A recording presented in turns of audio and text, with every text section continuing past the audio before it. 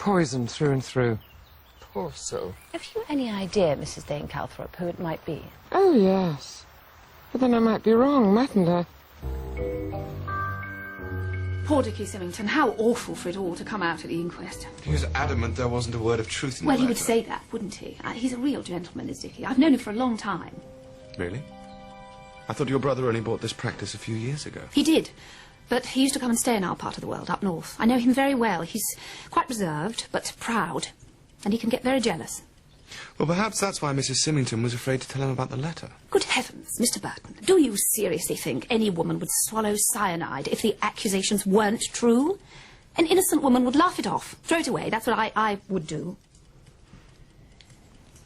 We should all have a career, Mr. Burton. I wanted to be a doctor, but my parents wouldn't hear of it. I'm sorry. Oh, don't be. I'm one of the happiest people I know. Toodaloo. Oh, good morning, Miss Burton. Not finding it too dull, I hope? Hardly. Look. You painted Trollope. Go back to your bastard child. Nice. Very nice indeed. Yes. The words have been cut from an old book. Early 19th century, I'd guess.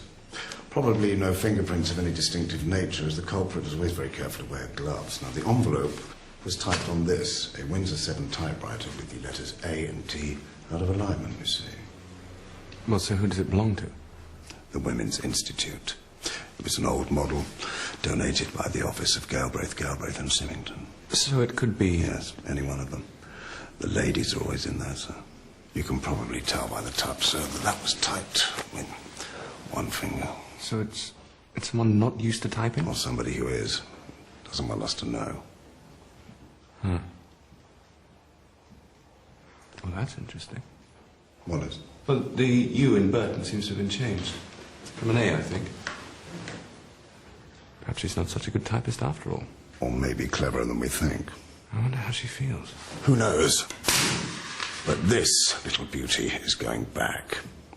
And mark my words, the picture will go to the well once too often.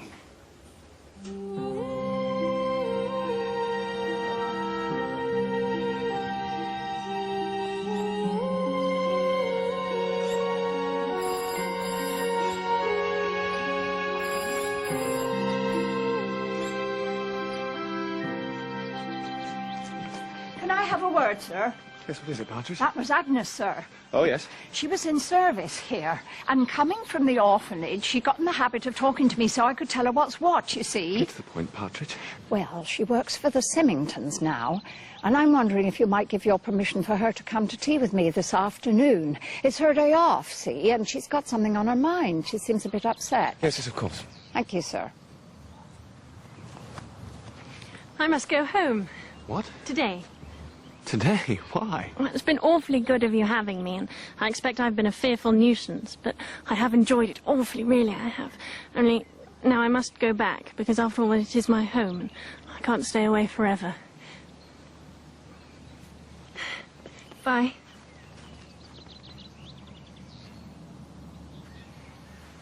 We had a lovely tea with Miss Barton, Partridge. Pleased to hear it, miss. How was yours with Agatha? Agnes, miss. That's the one. She didn't turn up, miss. Oh, I'm sorry. Doesn't matter to me. Good. She wanted to meet, and then she didn't show, and not of a word of apology either. Perhaps she's not well. And perhaps she's just ill-mannered.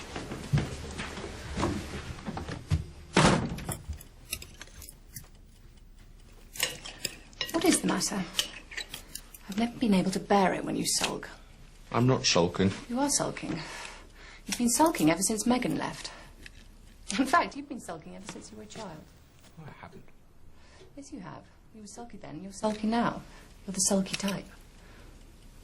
I could do with a drink. Might cheer me up. Then why don't you have one? I might just do that. In fact, have as many as you want. And when you're so drunk you can't even remember who you are, then why not go for a spin, and this time make damn sure? It was an accident. You're a perfectly hopeless liar. It's really quite pathetic. So I'm sulky, I'm a drunk, and I can't even lie properly. Is it any wonder that...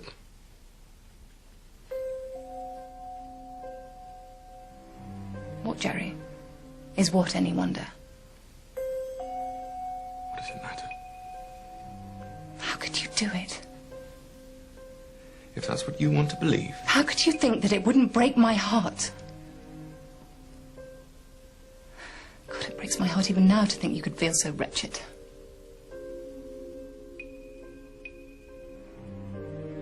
You know, it strikes me as the most extraordinary irony that you managed to survive the war with such flying colours, yet seem to find the peace so utterly defeating.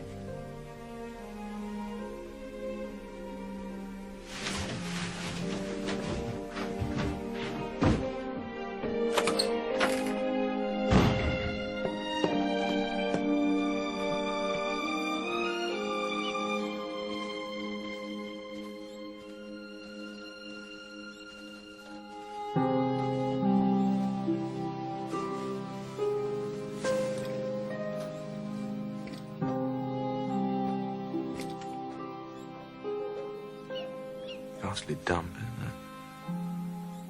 We could always go back. Miss all the fun.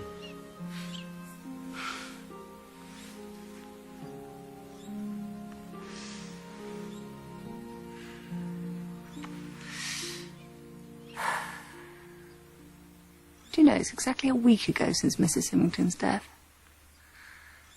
You'd think the police would have something by now. A fingerprint or something. Exactly a week ago. Mm-hmm. Maids have one day off a week, don't they? Yes. Same day every week. That's the usual sort of thing, apparently. So exactly a week ago, Mrs. Symington was alone in the house because it was the maid's day off. I'm afraid the penny's refusing to drop.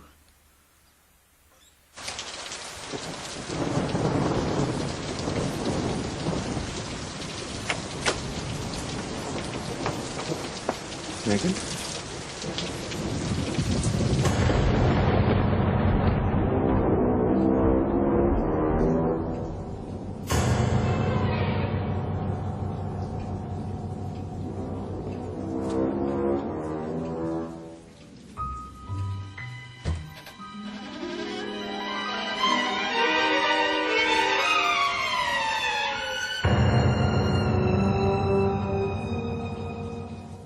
She's supposed to come for tea with Partridge, but she didn't turn up.